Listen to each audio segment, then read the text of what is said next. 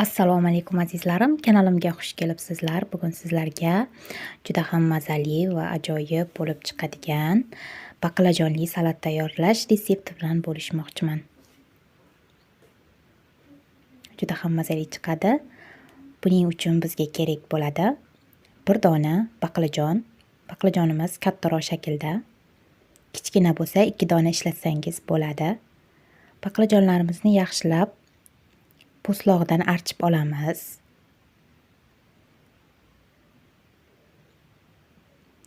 Ularni mana shunaqangi kubik shaklda qilib, har xil shaklda qilib to'rasangiz, o'zingizni tabingizga qarab to'rashingiz mumkin. Men kubik shaklda qilib to'rab oldim.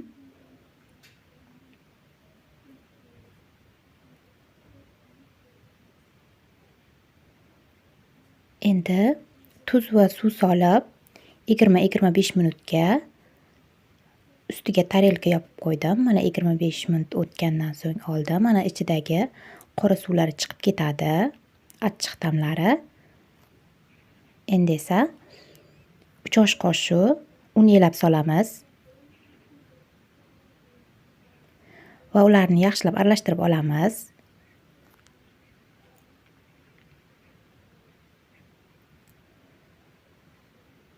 Ketidan 2 dona tuxum solib, 1 chimdim tuz solib, yaxshilab aralashtirib,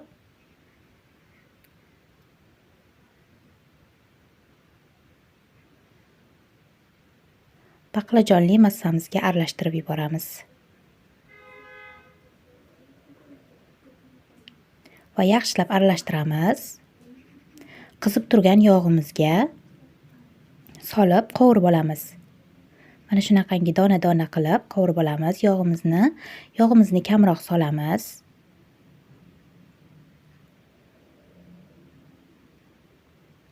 Qizartib pishirib olamiz past olovda.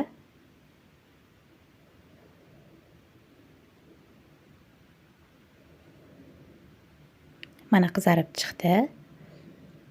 Yaxshilab ag'darib olamizda, yaxshi qizarib pishganlarini olib olamiz.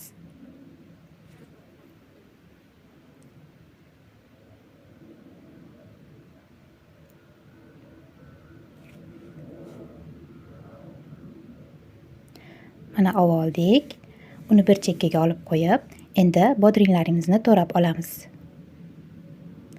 Bodringlarimizni mana shu shaklda uzun-uzun qilib to'rab olamiz.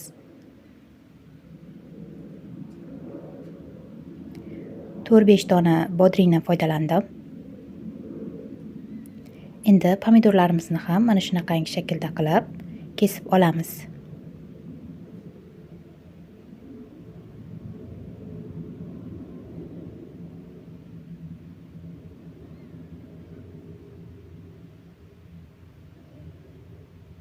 Endi men gashnitdan foydalandim. Gashnit ko'katdan. Undan ozroq qilib to'rab oldim va qo'shdimda. Endi baqlajonli massamizga yaxshilab aralashtirib yuboramiz. Juda ham ajoyib salat bo'ladi. Sizlar ham mana shu retseptni tayyorlab ko'ringizlar. Ketidan 1 choy qoshiq tuz soldim. Kanalim yoqqan bo'lsa obuna bo'lib qo'yishni unutmang. Keyingi videolarimda ko'rishguncha sog' omon bo'ling.